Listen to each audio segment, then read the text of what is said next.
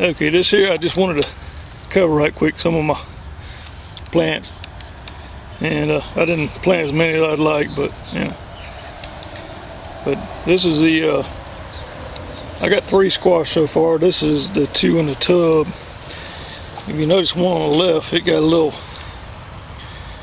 split in the bottom when it was growing, so you can see how it stays smaller. And it's also, right now it's got all male flowers on it.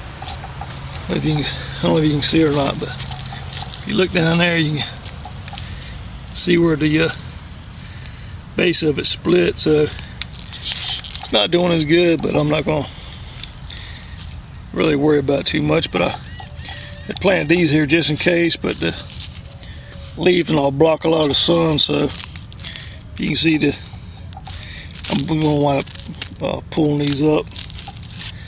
But this one over here, it's doing real good. It's got all kind of crookneck squash on it already,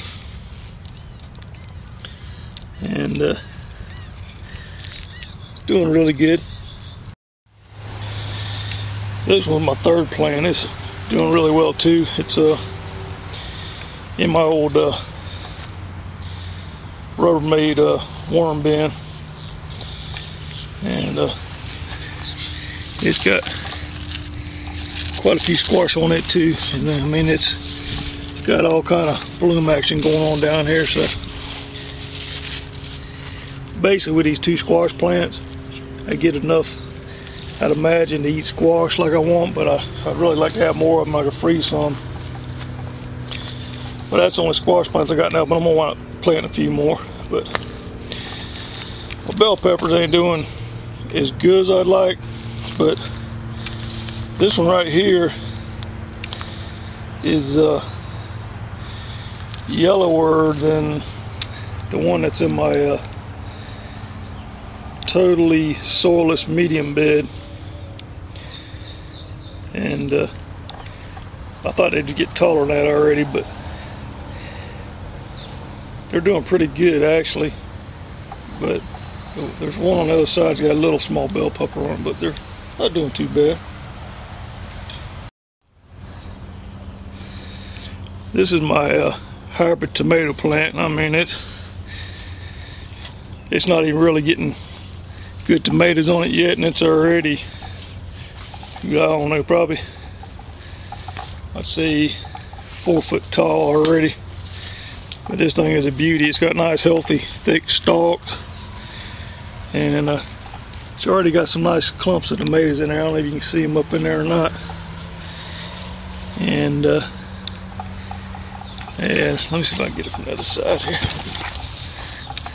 Maybe not, but I don't want to disturb it too much. But down in there's got some good tomatoes, and hopefully the stink bugs don't show up.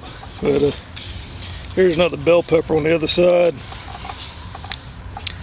and it gets a lot more shade over here. Ain't nothing I can do about it, but it's got little bell peppers on it. Here's one.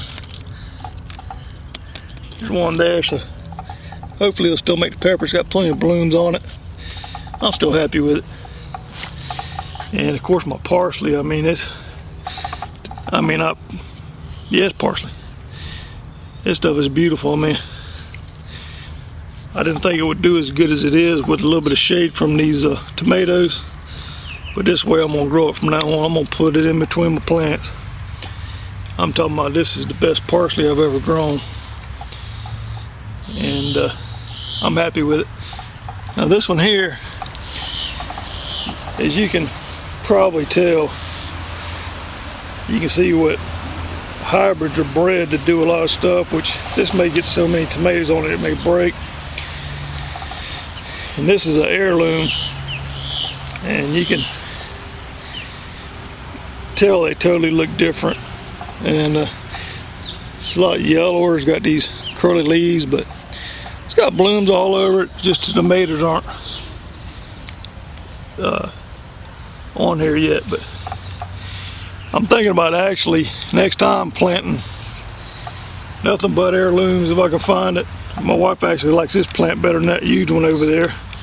And this one here is a a red beefsteak tomato heirloom.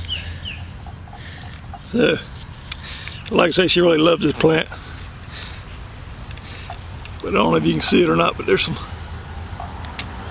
nice little clump of blooms all up in this thing. But like I said, it's